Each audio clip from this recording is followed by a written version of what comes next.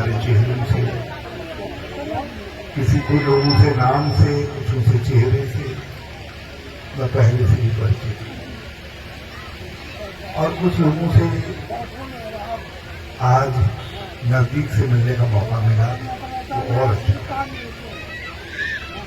अनुपमा को आप सब ने अपना आशीर्वाद दिया और प्यार दिया, उसके लिए मैं आप सबका एक पिता के नाते बहुत बहुत आभार भी व्यक्त करता हूं, बहुत कृतज्ञता। और मुझे विश्वास है इस बात का कि अनुपमा काम करेगी, मगर कोई गलत काम नहीं करेगी,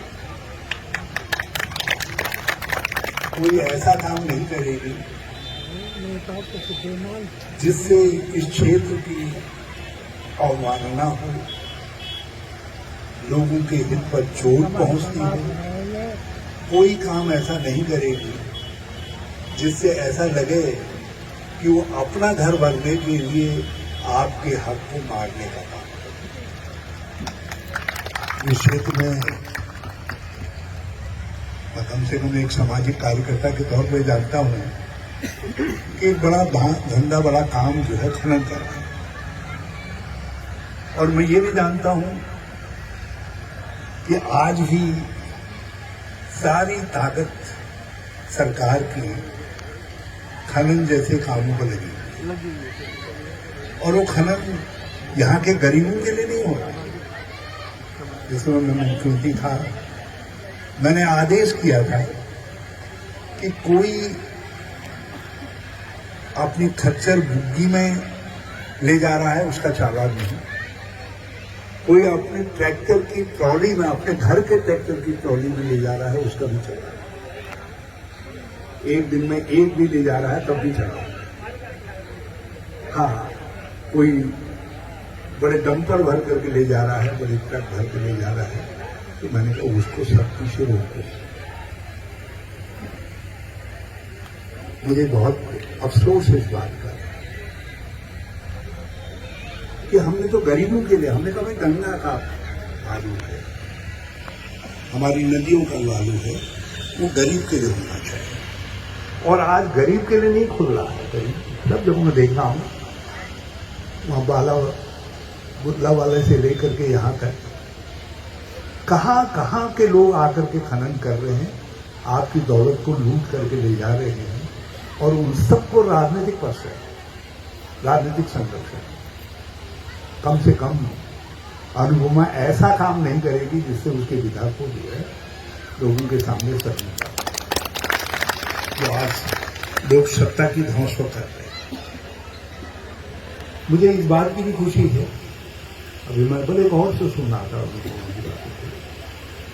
उसने कम से कम इस एक साल में जो विकास का, जनसेवा का पाठ आपने सिखाया, जनता ही सिखाती है, जो पाठ आपने सिखाया, अवा कौफा उसको सिखाई, वो उसको ठीक से बांट रहे हैं।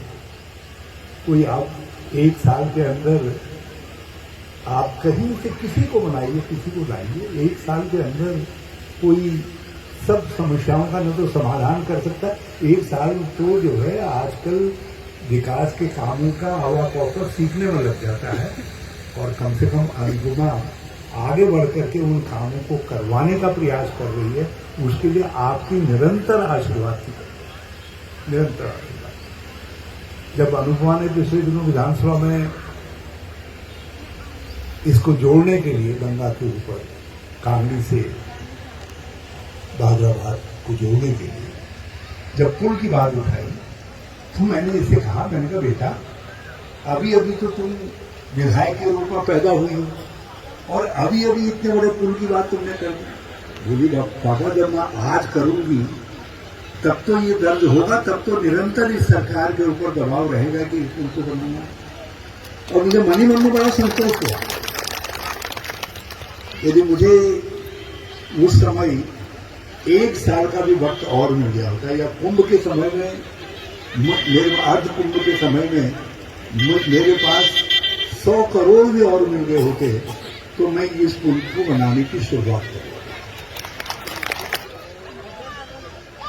मुझे तटबंध हम बना करके थे और मैं देख रहा था मुझको सिंचाई विभाग के अधिकारी का टेलीफोन आया, कनिदा विधायक कह रही है तुमने हमारी सारी गंगा से हमारे खेत कटवा दी है और तुम इसमें काम नहीं कर रहे हो। तो मुझे अच्छा लगा, बहुत अच्छा लगा। जब अनुपमा ने पिछले दिनों पीडब्ल्यूडी के लोगों के ऊपर दबाव डाला, बहनों बस 10 बहन जी और बहन जी को उनको बता दो तो 10 मिनट रुक जाओ, 10 मिनट में रुक जाओ, उनको रोकिएगा, 10 मिनट रुक जाइए, अभी बस शुरू करवा कोई जाइए उनके पास। हाँ, तो 10 मिनट में उनको बुला करके तो हमारे वर्कर जाएंगे। तो मैंने इन्होंने जब पीडब्ल्यूडी के लोगों ने कहा मुझसे कि साहब विधायिका जी निरंतर हमसे कह रही हैं कि किसी तरीके से ये जो सड़क है हमारे लालधाम को कोटद्वार से जोड़ने वाली, इसको बताइए। मैं उसके लिए 7 करोड़ रुपये मंजूर करके गया, तो मुझे अच्छा लगा। बल्कि मैं इस बात की कोशिश में लगा हुआ हूँ किसी तरीके से हो लालधाम क्षेत्र में। मैंने उस समय भी प्रयास किया था जब केंद्रीय मंत्री था, जब मैं मुख्यमंत्री बन के आया तब भी प्रयास किया और वो स्वीकृत पड़ा हुआ है। इन्होंने 6 साल से उसका कोई काम नहीं किया। हम चाहते थे एक बड़ा जलाशय बन जाए, जो बरसाती पानी है वो सब इकट्ठा कर लिया जाए, ये जमीन बिल्कुल सोने की हो जाए। जब पिछले दिनों अनुपमा ने उठाया, कहा कि लालधाम में मुख्यमंत्री जी आपने चुनाव के वक्त उनको कह दिया कि हम इंडस्ट्रियल स्टेट खोलेंगे, अब कहाँ है वो इंडस्ट्रियल स्टेट? तो मैं बाद में एक बार मुख्यमंत्री से मिलने के लिए गया तो मुख्यमंत्री मुझसे कह रहे थे वो बहन तो मेरे गले पड़ गई है, कह रही है तो फिर घोषणा की थी कहाँ तो। मैंने कहा भैया विपक्ष की विधायक है, विपक्ष के विधायक को यही करना पड़ेगा,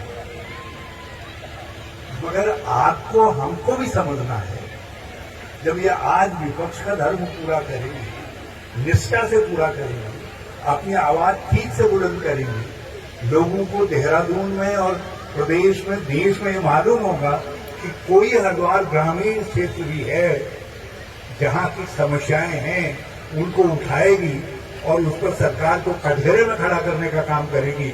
तो जब सरकार बढ़ेगी कभी कभी मौका लगेगा, कोई तो मुख्यमंत्री ऐसा आएगा जो इन कामों को पूरा करवाने का काम करेगा। यदि आज ये विपक्ष के रूप में इस काम को नहीं करवाएंगी तो कल यदि सत्ता में आती है तो उस काम को कैसे पूरा करवाने का काम करेंगे। मेरी एक विनती जरूर अपने कांग्रेस के साथी से है कि जब से